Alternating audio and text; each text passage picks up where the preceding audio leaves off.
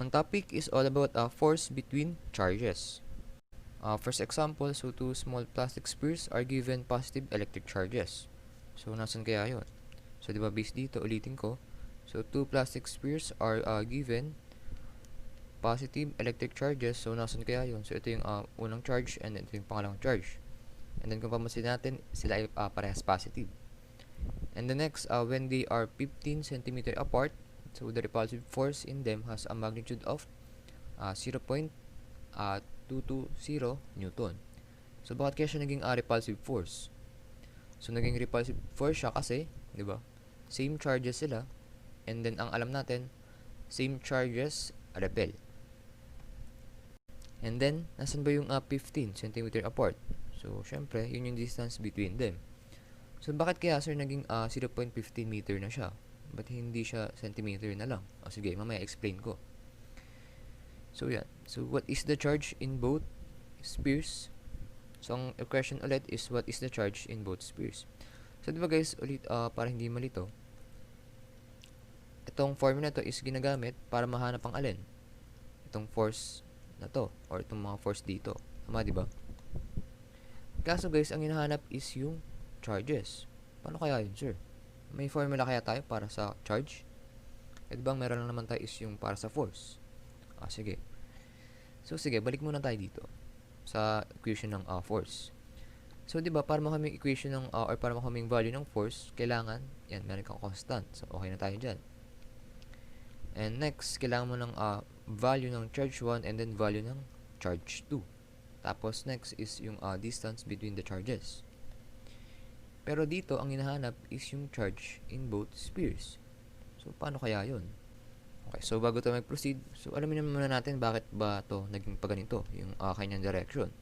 And then, paano siya naging 2-1, sir? Okay. Di ba guys, itong charges na to is same, same sila ng sign or same positive charges. So, anong ina-expect natin na reaction nila sa isa't isa? So, di ba magre-repel sila, no? And then, mag-focus muna tayo dito. So, di ba ito ay positive charge? So, kung magre-repel sila, so anong action na gagawin nito sa kanya? So, di ba parang itutulak to pa ganyan? Tama, di ba? So, ano mangyayari? So, kung itutulak siya, or kung magre-repel sila, ang magiging direction ng charge na to is pasaan? Pakaliwa. Tama, di ba? Alangang papunta sa kanya. Eh, di ba, repel nga siya. So, kaya naging ganito, yung arrow. Okay. So, ba't ba siya naging F sub 2-1? So, naging F sub 2-1 yan kasi sino bang nagtutulak sa kanya o sino nag-exert ng repel sa charge na to? Diba si Q2 or si charge 2? Okay, ito si charge 2, ito si charge 1. Ang nag-exert ng tulak or ng force is si charge na to. So, kaya naging 2 ang simula. And then, lastly, so, diba 1, ang dulo kasi si 1 yung nakakaramdam ng force na to. And based dito, ang magnitude niya is so, 0.220 Newton. And then next, meron tayong force sub 1, 2. So, equal siya saan? So, 0.0220 Newton. So, bakit kaya equal sila, sir? So, ganito. So, diba, i-recall natin sa bisa statement ni Coulomb. So, dapat yung charges, or yung force between the charges, kahit magkaiba pa sila ng sign. So, kung attraction yan, so same lang dapat sila ng force na nararamdaman sa isa't isa. And then, ang pinagkaiba lang nila is yung direction. So, dapat expect natin, ito is 0.220 Newton din. Next, so yan, alamin na natin yung charge in both spheres. So, based sa first condition natin, so two charges daw are equal. So, ibig sabihin, si Q1 ay equal kay Q2, no? And then, anong sense, sir? Makuha na kaya agad natin sa equation na yan? Okay, hindi pa, no? So, paano kaya? Ano pa kaya yung alam nating formula na may Q1 tsaka Q2? So, di ba ito? Okay, so yan, sir. Anong mangyari dyan kapag ginamit natin yan? Eh, di ba, wala nga tayong Q1 tsaka Q2. Paano yun? Okay. Di ba given tong equation na to? So, ano na bang nawawala? 'di ba? Si Q1 tsaka si Q2. So kasi meron na tayong force, meron tayong distance between them, tsaka K. Kaya ang wala na lang natin ay si Q1 tsaka si Q2. Kaya magagamit talaga natin itong equation na to. Pero ang problema, ilan ba ang nawawalang value sa equation na to? So, di ba dalawa? So, tingin nyo kaya, makuha na kaya agad natin yun? Siyempre, hindi pa. So, sige, for example, para mas ma-visualize. So, given ka ng x plus 3 is equals to 0. For example lang, no, given ka ng ganyan equation. So, kung ganyan yan given, makuha na kayong value ng nawawalang variable. Okay, makuha na agad yan. Paano? So, i-transpose mo lang tong 3 sa right equation. So, magiging x is equals to 3. No? So, yan. May value ka na ng x. Paano kaya, sir, kung magiging ganito yung equation mo? So, sabihin natin 2x plus y plus 3 is equals to 0. So, paano kaya yan? Ilan na ba ang nawala nating variable? Di ba, dalawa? Okay. Paano yun, sir? Hindi namin alam kung paano gagawin dyan. So, syempre, guys, para makuha yung dalawang variable na to, ang technique or ang concept behind that is dapat, di ba, kung gaano kadami yung variable or yung gaano kadaming variable na nawawala, for example, 3. So, dapat ganun din kadami yung yung equation mo. So, ibig sabihin, kailangan pa natin ng isang equation, di ba? Meron tayong equation number 1 para ma-solve to. For example, given ka pa ng x minus y is equals to 0. Tama, di ba? Ito yung pangalawang equation. So, pag given ka na ng dalawang equation na yan, so makuha mo na yung x tsaka yung y. Paano yun, sir? Paano mangyaring makuha mo na yung x tsaka yung y? So, simple lang. Ang gawin mo dito sa equation number 2, hanapin mo yung value ng x o transpose mo lang tong y sa right equation. So, x is equals to y. So, ito lang din yung 2. Equation 2 lang din to. Pero, parang binago mo lang or binago mo lang yung form. So, yan. So, alam natin yung x ay equal sa y. So, pwedeng gawin natin, So, diba ito yung original equation? Etong x daw, equal saan? Equal sa y. So, ibig sabihin, masisimplify na natin equation na to. So, meron tayong 2y plus y plus 3 is equals to 0. And then, 3y na yan, di ba? Plus 3 is equals to 0. No? And syempre, dahil isa na lang ang nawawala, so makuha man na agad yung value ng y. So, I hope na gets. And then, syempre, no? Ito equation natin. Di ba? Tapos, given pa tayo isang equation. Ito yung equation 1. So, ibig sabihin, makuha na natin yung Q1 tsaka Q2. Okay. So, ang gawin natin, itong Q1, papalitan natin ng Papalitan natin ng Q2. Diba? Kasi diba, yung Q1 daw equal sa Q2. So, papalitan natin itong Q1 ng Q2. So, kaya siya magiging ganito. And then, syempre, paano naging ganyan, sir, yung ating equation? So, sige, ganito. So, diba, Q1, or diba ginawa natin itong Q2 times Q2 na lang, no? So, eto, ginawa natin ganito. Sinubstitute natin. And then, syempre, kapag eto, Q2 times Q2 equal saan? Equal sa Q squared. And then, wag na natin isulat yung 2 para hindi malito, no? Kasi magiging awkward yung itsura niyan. Or nakakalito lang. So, huwag muna natin isulat yung sub 2. So, Q square siya. So, kaya siya naging yan, Q square. And then, kapag tinimes mo tong K dito sa fraction, di ba? Kapag tinimes mo yung whole number sa fraction, matatimes lang siya sa numerator. Kaya siya naging ganito. So, F sub 1, 2 is equals to K times Q square over R square. So, yan. Tingin nyo kaya, makuha na kaya agad natin yung charge sa given sa equation na yan. Okay, sige, try natin. Di ba ang hinanap natin is yung value ng charge or yung charge ng spheres. So, syempre, ang pinaka goal natin is mahanap yung value ng Q. So, ang gawin natin, itira natin si Q sa right equation. So, paano kaya mangyayari yun? So, syempre, tanggalin muna natin yung kanyang denominator. So, paano mangyayari yun, sir? So, gawin natin, i-times natin both sides by r squared. So, paano kaya mangyayari? Syempre, kapag tinimes mo to dito, magiging f sub 1 to r squared yan. And then, syempre, kapag sa right, magiging r times k q square over r square, or magiging times ganyan na lang, no? And then syempre makakancel to, tama, and then matitira is si k q square na lang. And to proceed, so magiging ano yan, ganyang equation. And then para mawala na lang si k, diba, kasi q ang ititira natin. So, para mawala si k sa right equation, so multiply both sides by 1 over k. Tama ba? Okay, pag tinimes natin to dito sa left equation, magkakaroon na siya ng denominator na k. And then kapag dito naman, so sige, dito 1 times k q square. So, di ba maka-cancel lang to, no? And then anong mangyari? So, yan. Ito na lang matitira, si q square sa right equation.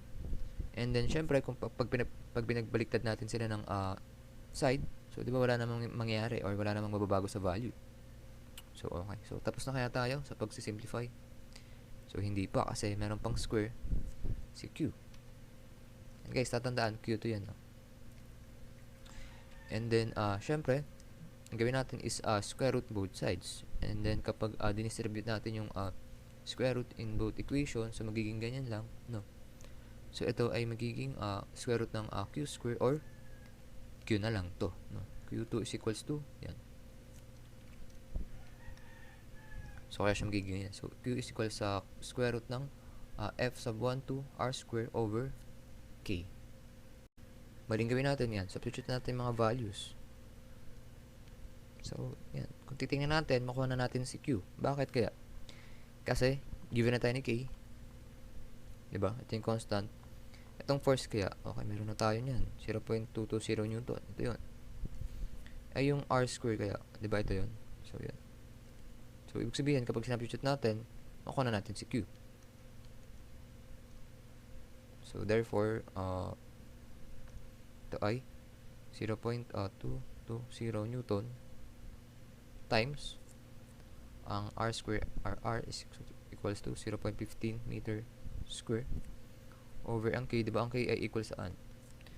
10 or 9 times 10 raised to 9.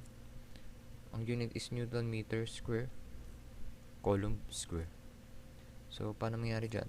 So magiging yan, substitute lang natin, Newton meter square over coulomb square. And then to simplify further, so kapag kinalky yan, so paano magiging itsura nyan or magiging sagot? So ito dapat ay 7.4162 times 10 raised to negative 7 coulomb. So paano naging coulomb na lang yan, sir? So ganito. So itong Newton, nakancel ito. Ito naman meter square, nakancel din to. And then syempre ang nangyari is parang ganito, 1 over coulomb square na lang yan, di ba? And simplify ito, di ba? Pwede siyang gawing yan, pag nireciprocal mo or tinimes mo sa 1, or kapag dinivide mo yung 1 over c square sa 1, di ba? Magiging c square na lang, or square root ng c square magiging yan, coulomb square, or coulomb na lang pala, no? And then guys, ganito. So kaya natin convert agad sa meter itong distance. Syempre para dito maka-cancel mo na lang agad, tama, di ba? Kasi kung centimeter pa rin ang ginamit mo dito, so mag-convert ka pa dito, so medyo matatagalan ka pa. So for the next condition, so if one square is 4 times the other, so yan. So di ba, kunwari given tayo ng ganitong statement, so di ba meron tayong x is twice as y. So, di ba kapag ginawa nating mathematical statement yan, or equation, So, x, di ba itong is ay equal sign, no? And then, twice as y. So, di ba 2 times y. So, ito yung magiging itsura ng ating equation. And then, paano kaya pag ganito yung given? Or for example, sabi. So, sabi dito, one square is 4 times the other. No?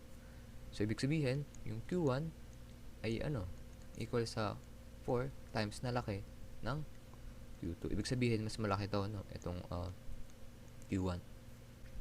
Bali, eto na yun. Yung equation 1 natin, no? And then, for the equation 2, so, yun pa din.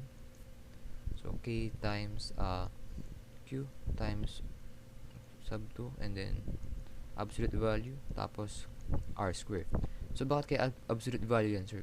So, kasi diba, i-disregard natin yung sign ng mga charges na yan.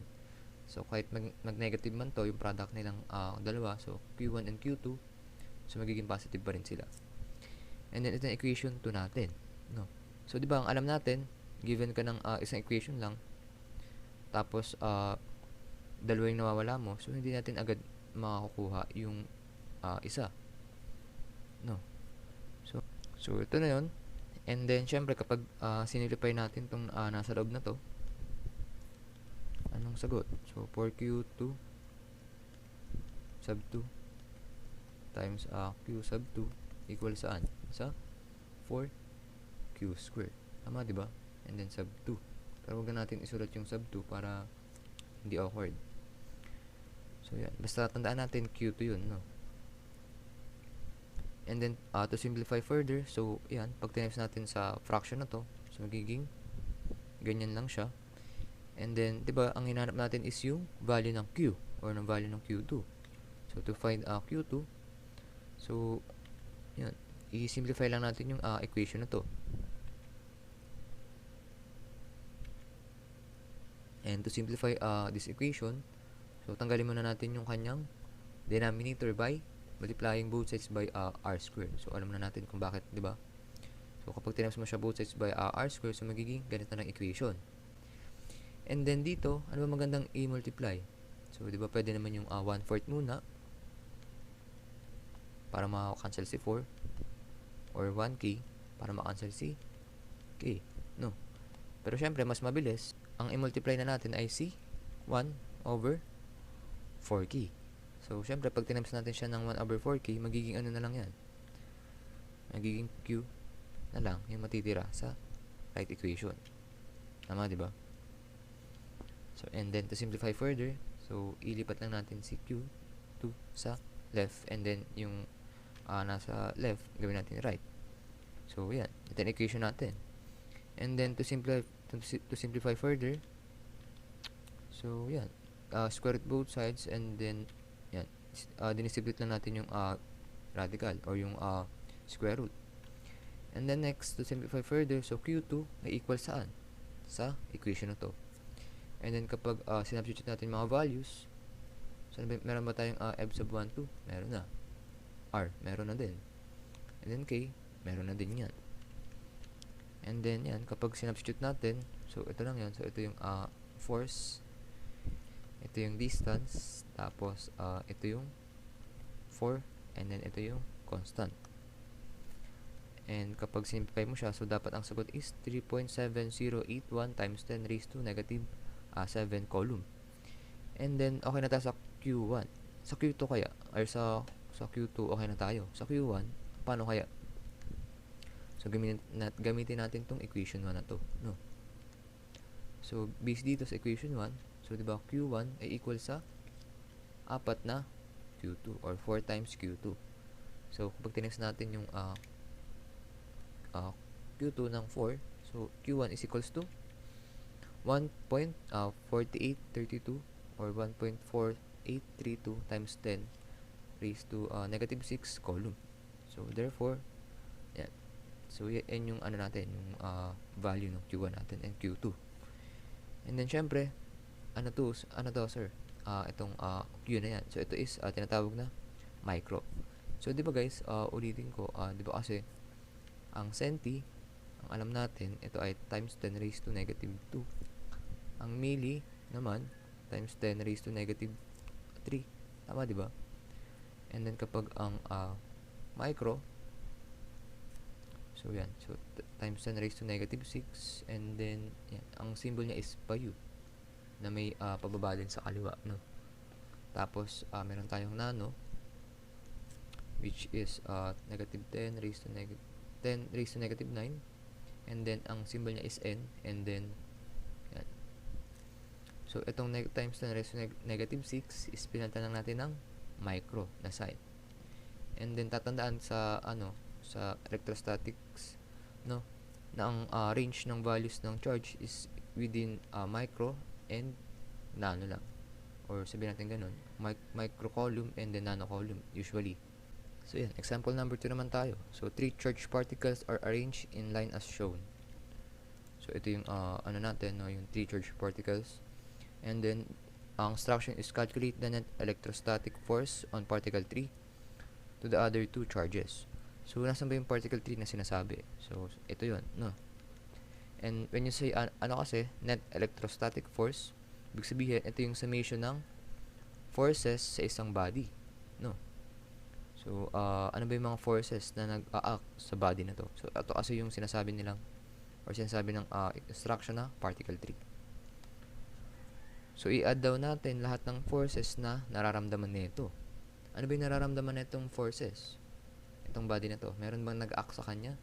Meron bang tumutulak? Meron bang humihila? Meron bang gravity na given? Okay. So ito yung dito tayo mag-focus, no? So based dito sa natin, sa graph or sa figure. So ito particle na to, and then itong particle na to is nag-a-affect or nagbibigay ng force dito sa body natin, no? So okay, dito muna tayo sa charge na to. So ano bang reaction na ginagawa nito dito sa body natin? So 'di ba ang ginagawa niya is attraction, tama? Okay. So kung attraction ng niya, ang ina-exert niya or ina-attract niya to ang body natin. So paano yung magiging arrow niya? So 'di ba parang sa magiging direction niya is so siya ay papuntang kaliwa. Tama, 'di ba? Syempre ina-attract siya. So sino bang nag-a-attract? Si Q2. So dapat ang force natin dito ay force natin ay yan, sige, huwag mo natin pakita. So dapat ay force, sino bang nag-exert? Si Q2, and then ang nakakaramdam ay si Q3. And next, eto kaya, ano kayang effect na ginagawa niya dito? So, di ba, siya ay repel or repulsive force, or nire-repel niya tong charge na to. So, syempre, kung ire-repel niya to, paano yung magiging direction? Or paano siya matutulak? No? So, di ba, syempre, kapag tinulak, paganto, hindi pakaliwa. Tama, di ba? Or palayo sa isa't isa. So, dapat ang arrow is paganyan. And then, itong force na to is considered as sinong bang nagtutulak sa kanya, di ba, si Q1. And ang nakakaramdam ay si Q3. Kaya, F sub 1, 3. And then, yan. Ipakita na natin yung distance between them. So, ang distance between them ay eto. So, between charge 1 and charge 2 is 0.30 meter. And then charge 2 and charge 3 is 0.20 meter naman. So ito na yung force na sinasabi natin. Force 1, 3, and then force sub 2, 3. So yan. So paano kaya yan makakuha yung net electrostatic force? So syempre, para mo yung net electrostatic force, di ba ang sabi ko dito is summation siya ng forces. Tama, di ba?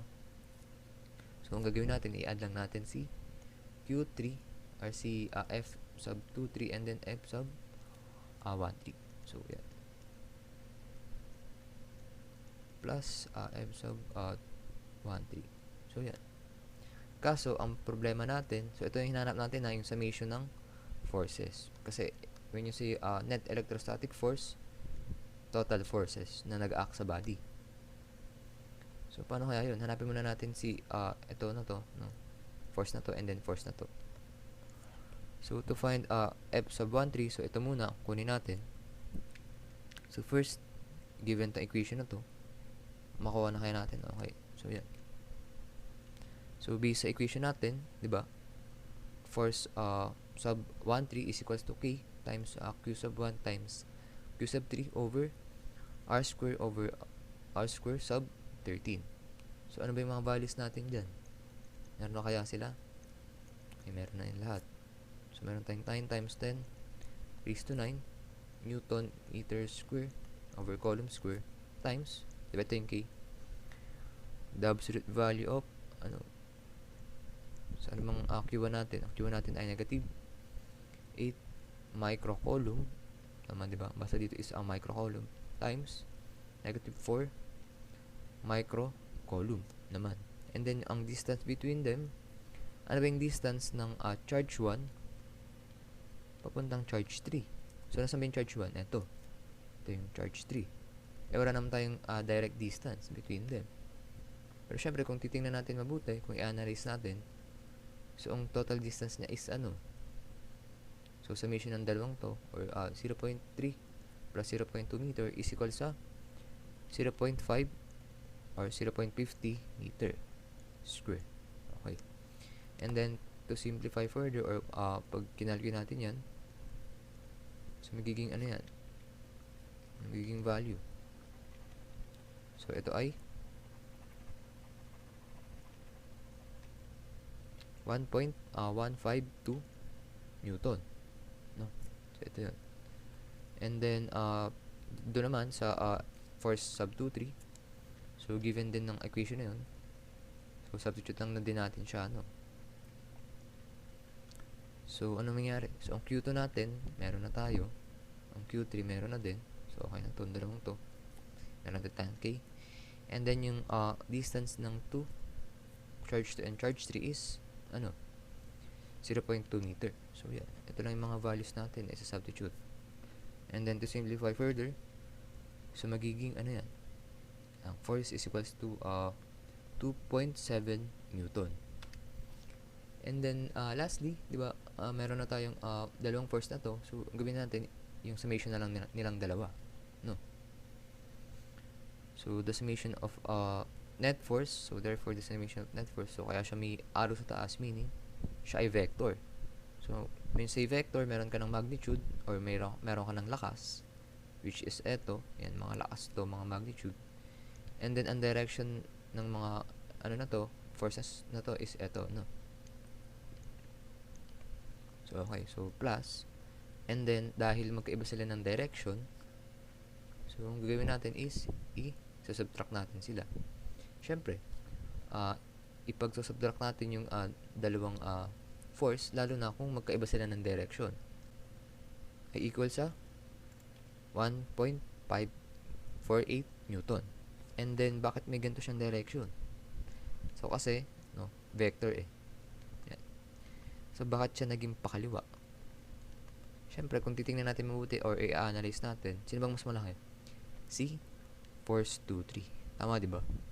And then, ganun siya kalakas, di ba? Mas malakas siya ng 1.548 Newton. So, ibig sabihin, mas pupunta siya dito. So, parang ganun. So, di ba, kunyari, meron ditong body. Tapos, ito yung talito, and then talito. So, kung ito is samat machine yan, and then ito machine din, ang ginagawa ng machine na to, sa body na to, hinihila nila. So, ito, hinihila to, ito, hinihila din to. So, ano na mangyayari kapag sakaling magkapareha sila ng lakas? Yan, 3 Newton to, ito 3 Newton. So, kapag inhilan nila yung body, so walang mangyari. Hindi gagalaw si body. Kasi same sila ng lakas. E paano kung sakaling mas malakas yung nasa kanan, yung hila niya? So, syempre, ano magiging direction ni B? So, syempre, gagalaw na siya. Pakaliwa. Okay, or sa direction na to. So, kaya naging ganito yung ating sagot. So, 1.548 Newton and to the left yung kanyang direction. So, yan. Example number 3. 3-point chargers are arranged on a line. So, parang kanina lang, So, charge 3 daw is 5 nanocoulomb yung value, and then nasa origin daw siya. So based dito sa problem. So nasan ba 'yon? So ito daw, and then nasa origin daw siya. So plot natin. So nasa origin siya, and then ang value ng Q3 ay equal ulit sa 5 nanocoulomb. And then yung ating charge 2 naman is nasa x is equals to positive 4 cm, and then ang value niya is negative 3 nanocoulomb. And then meron tayong charge 1, which is ayan guys, yung 4 cm is ginawa na nating 0.04 meter agad para hindi tayo mag-convert pa. And then yung Q1 is nasaan? Nasa ayan, positive 2 cm or nasa 0.02 meter. Ang problem is ganito. So what sign daw, or ano daw sign ng charge Q1, and then sign tsaka yung magnitude, if if the net force on Q3 is 0. Okay, so ibig sabihin wala pa tayong value ng Q1, hindi rin natin alam kung positive charge ba siya or negative charge. And then meron tayong hint guys, nasaan ba yung hint natin? Ang hint natin is eto, the net force on Q3 is 0. Nasaan ba yung Q3 natin? Eto daw. So yan. So when you say net force, meaning summation ng forces na nag-act sa kanya. So meron bang mga bagay na nag-act ng force sa kanya? So yan, tingnan natin mabuti. So ano bang una makita natin? So 'di ba ito yung focus natin, 'di ba? So kung titingnan natin 'to, ito yung una nating syempre ma-analyze. So ano bang ginagawa ng negative charge na 'to dito sa ating body? So syempre different sign sila or different charge. So attraction, tama 'di ba? So paano magiging arrow natin? Or paano magiging direction ng arrow? So 'di ba pag ganito kasi attraction So pakanan. So ano to? Anong force to yan? Force at sino nag-attract? Si Q2. So F2.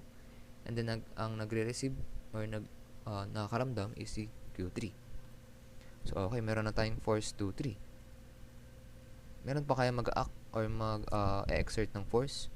So meron pa itong body na to. Kaso ang sabi, yung net force daw dito sa Q3 natin is 0. So paano kaya magiging 0 yan? Ano kaya yung magiging 0? Sige, 'di ba kanina ang nangyari sa example number 2 natin is sinong mas malakas? 'Di ba ito yung charge ito yung mga charge, i-recall natin. Meron tayong force dito tsaka dito. Ito is at 2 point something, and then ito ay 1 point something, di ba? And then nung pinag-minus natin, sino mas malakas? Di ba? Ito. Kaya ang direction niya is pa kaliwa. Tama, di ba? And then ang tanong is magsisiro kaya yung net force sa isang body? Kailan kaya magsisiro ang isang net force sa isang body? So syempre kung may tumutulak sa'yo na 3. Tapos, 3 Newton. And then, ang sabi, ang net force mo daw dapat 0. Ba dito? And then, ang net force mo daw ay 0. So, paano naging 0 yan? Wala naman ibang force pa. Siyempre, di ba?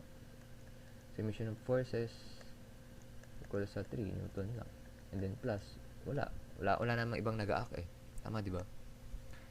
Pero, kung merong 2 dito, napatulak din, 2 Newton. So, paano magiging summation natin? So, summation of forces equal sa 3 Newton plus 2 Newton. Kaso, different direction. So, dapat minus 2. So, ang summation ng forces natin ay equal saan? Equal sa 1 Newton. Tingin nyo kaya, kailan kaya magsisiro ang net force? zero siya kapag, pag same yung force, and then, magkaiba sila ng direction. So, yan, diba? Kung same sila ng force, and then, different ng direction, so, zero ang net force mo, no? So, ibig sabihin lang nun, guys, sa problem natin, ganito. So, diba, ang alam natin, meron nang nag-attract sa kanya, which is, hindi natin alam kung gano'n ba kalakas. Pero kung may nag-attract sa kanya, na sabihin natin, ganito yung lakas, so, dapat, may kumukontra sa kanya, para maging zero siya, or maging zero yung net force. Tama, diba? So, ibig sabihin, ito ay pakaliwa.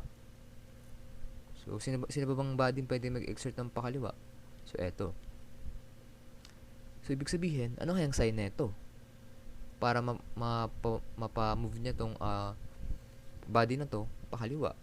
So, syempre, parang pinapalayo niya. So, ibig sabihin, repulsion ang nangyaring force, no? So, dapat, kung magre-repel sila, or magre-repel sila, so, dapat anong sign nito? Ito ay positive value, no? Since the direction of M sub 1, 3 is to the left, so, therefore, Q1 is positive charge, no? Next is okay na tayo, so, okay na tayo sa sign. So, magnitude naman tayo. So, yan. Since the net force of Q3 is 0, so, yan. Yan tayo mag-start ng equation, no? Yan. So, yan. So, F sub 1, 3 is equals to F sub 2, 3. Tama, diba? So, ba't sila naging equal? Kasi, diba, ang summation nila is 0. Anong 0? Okay. So, kung equal tong dalawang to, so, syempre, kapag pinag-minus mo sila, equal sila sa 0. No? So, therefore, equal silang dalawa. And then, ang gawin natin, itong F sub 1, 3 is palitan natin ito. Equation na to. Diba, equal siya dito. K times Q1, Q3, tapos R square, and then sub 1, 3. And then, for the 2, 3 naman, so, yan, ganun lang din. Force 2, 3.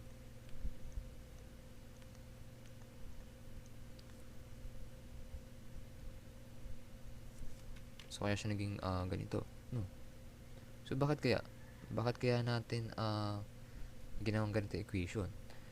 So, kasi, hindi pa tayo given ng value ng Q1. Tama, di ba? So, yan, di rin naman natin alam yung total force. So, yan, mas mabilis na to, equation na to. And then, next, yan, ito na yung equation natin. And then, dahil meron silang same factor na K, so, ang gawin natin, multiply both sides by 1 over K na lang. So, ano mangyari? Makakancel to, tsaka eto. So, ano matitira sa equation natin? So, yan. And then, guys, di ba ang hinahanap natin ay ano? Anong value ba ang hinahanap natin? Yung value ng Q1. So, kung i-simplify natin to, meron na makuha na kaya agad natin. So, sige, tingnan natin. Yung Q3 ba? Meron na tayo. Meron na. R sub 1, 2, 3. Meron na din. Q2 meron na. Q3 meron na din. And then, yung distance between 2 tsaka 3, ito yun. Meron na din. So, therefore, kapag sinimplify pa natin equation, so, makakuha tayo ng sagot, no? So, yan. Para mabilis na din. Anong kailangan gawin? So, diba, i-multiply natin both sides by R square. So, para makancel to dito. And then, isabay na rin natin sino? Yung katabi ni Q1, which is Q3. So, para makancel na din si Q3. Ano din matitira sa left equation ay si Q1 na lang. So, kaya siya naging ganito. No? And then yan, kung papansinin ninyo, eto, pag tinimes dito, ito lang din yun. Tama, di ba? And then, kapag ito namang denominator, pag tinimes mo dito, so, yan, ito lang din yun. So, yan. Okay na tayo sa equation natin. And then, i-substitute na lang natin mga values. So, yung distance ng charge 1 tsaka charge 3 ay ano ba? Eto, 0.02 meter. So, naging 0.02 meter square. And then, ito, Q2, diba yan? 0.3, negative 3 nanocoulomb. And then, yung ating charge 3 is positive 5 nanocoulomb. And then, same lang din dito sa Q3, positive nanocoulomb. And then, sa distance ng charge 2 tsaka charge 3 ay 0.04 meter. So, kaya naging 0.04 meter. Bali, magiging sagot is Q1 is equals to positive 7.5 times 10 raised to negative 9 coulomb. So, yan. Meron na tayong sign, meron na tayong magnitude. So, tapos na tayo.